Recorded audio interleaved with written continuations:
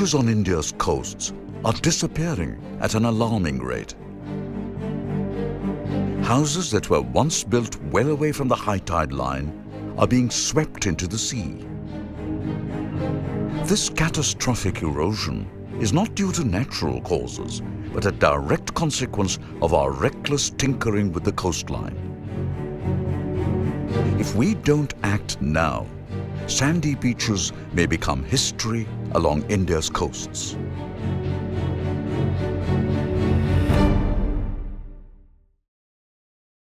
Puducherry, previously known as Pondicherry, is a pretty town by the sea on the east coast of South India. Residents and visitors love to walk on the promenade to catch the sea breeze. But what many people may not know is that Puducherry once had a broad, lovely beach instead of the ugly sea wall that now lines the seafront. So what happened to the beach? Why did it disappear? To answer these questions, we first need to understand how beaches are created and maintained by nature. Here's a little-known fact. Most of the beaches of peninsular India are made up of sand that has been transported from inland by rivers and then distributed along the coast. In all, about 1 billion tons of sediment are discharged into the sea every year along the Indian coastline. Interestingly, the sand on a beach doesn't just sit there. Although it may not be apparent to us, beach sand is in continuous motion thanks to wave action and sea currents. This natural movement of sand along the coast is known as longshore drift. For most of the year, when the wind on the Indian east coast causes wave action from the southeast, the longshore drift moves sand north. And during the few months of the year when the wind causes wave action from the northeast, the longshore drift reverses and moves sand south. The bottom line is, beach sand is never static and is constantly being shifted from one place to another. We don't perceive this movement because the longshore drift immediately replenishes the sand that is moved with more sand brought to the coast by our rivers. In fact, the longshore drift can be described as a river of sand that flows freely along the coast as long as it remains unobstructed. Puducherry's beaches began disappearing when this natural movement of sand was blocked by a harbour constructed south of the town in 1986. As with most artificial harbours, structures known as breakwaters were constructed to protect boats anchored inside from powerful waves. The problem is, the main breakwater jutting into the sea obstructed the free movement of the longshore drift. This caused sand to accumulate on its southern side. However, the north side of the harbour was starved of sand because of the obstruction. With the longshore drift taking away existing sand from the north side, and with no new sand flowing in to replace what was lost, the north side of the harbour kept eroding more and more in the direction of the town. As a result, within 4 years of constructing the harbour, the 4-kilometre stretch of beach that was the pride of Puducherry completely disappeared and was replaced with an ugly seawall. The tragedy is, when the harbour was designed, engineers knew that this erosion would take place and had sensibly provided for it by installing a sand bypass system. This simply involved using a dredger to pump the excess sand accumulating on the south side of the harbour to nourish the north side. Unfortunately, this beach nourishment measure was never put into operation, and erosion took its toll north of the harbour. It was only many years later, when the erosion had become severe, that the sand bypass system was activated. The pumping of sand from the south side of the harbour to the north side was so successful that the beach north of the harbour made a dramatic comeback. But for some reason, the sand bypass was discontinued and the beach eroded away again. Since the Puducherry harbour was built in 1986, a 10-kilometre stretch of pristine beach has been completely lost, and 30 kilometres of coastline north of Puducherry have been badly affected by erosion. The disappearance of sandy beaches created a great hardship for traditional fishers who depend on this space for parking their boats and pulling up and drying their nets. So, in order to placate them, structures known as groins have been built into the sea. The purpose of a groin is to arrest the longshore drift and build up a small beach. But it has been shown that for every stretch of beach that is formed due to a groin, 3 to 4 times as much gets eroded on the other side. To mitigate this erosion, more and more groins have to be constructed. The resultant disfigurement of the coast aside, hills inland are being continuously blasted and destroyed to supply the endless boulders needed for sea walls and groins.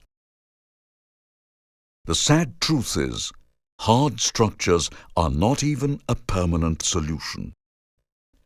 The boulders dumped on the shore get buried under the sand after a few months or years due to wave action. Then, more rocks are dumped on top. It's a contractor's dream, but a criminal waste of public money. Strangely, no one seems to consider the enormous value of the beaches that are getting eroded. Coastal real estate is extremely valuable everywhere in the world, and India is no exception. Beaches attract tourism, which provides a huge boost to local economies and livelihoods. With each kilometre of beach that erodes away, India is losing priceless real estate and all potential future revenues from beach tourism. Hard structures such as sea walls and groins are not the answer to erosion because they disrupt natural patterns of sand movement and often accelerate erosion. They don't solve the problem, but simply transfer erosion to the next stretch of coast.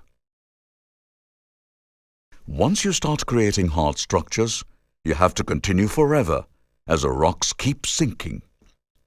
This is simply not sustainable.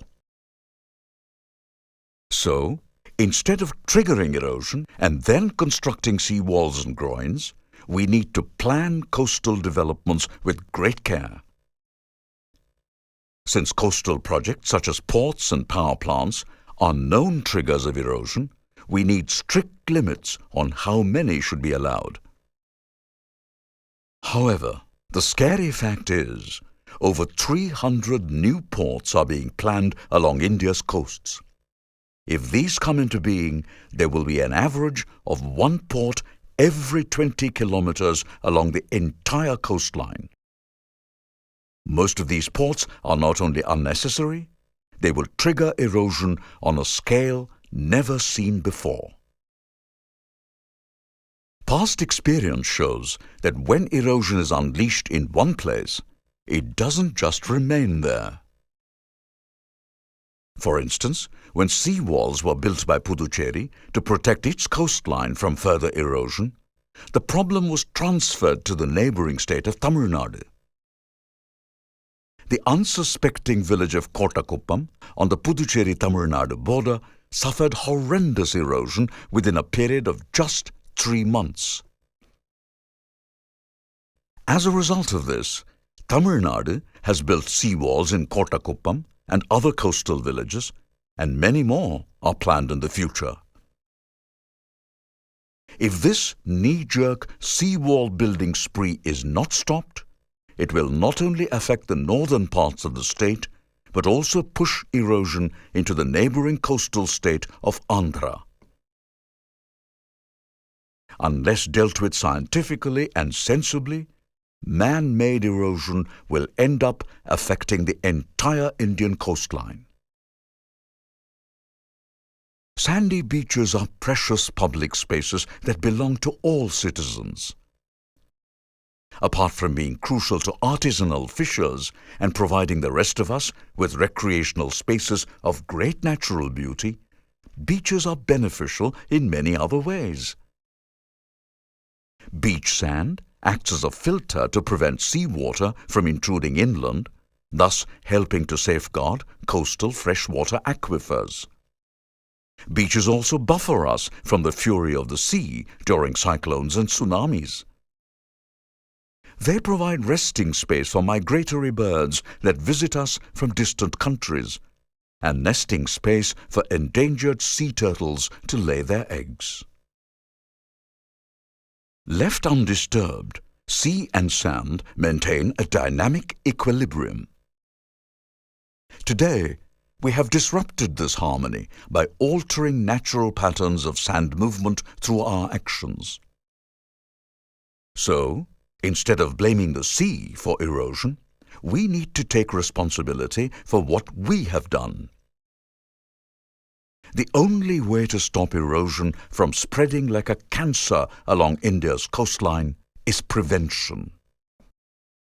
It is imperative that we strictly regulate the number of ports and other hard coastal structures which are the root causes of man-made erosion. Where a port or other such development is unavoidable, a sand bypass system must be made mandatory to mitigate the erosion caused. If only Puducherry had persisted with its sand bypass and beach nourishment system, it would still have an attractive, sandy seafront. It's vital that we heed the lessons from past mistakes. If we don't, the rest of India's glorious beaches will erode away and be replaced with rubble. Today, Puducherry's children have to travel to another state if they want to see a beach. Fortunately, committed efforts are underway to bring back at least some of the lost stretches. But what about the many other beaches along India's coastline that have eroded away, and the many more that are in imminent danger of needless man-made erosion? This is a wake-up call for urgent and concerted action to save India's disappearing beaches.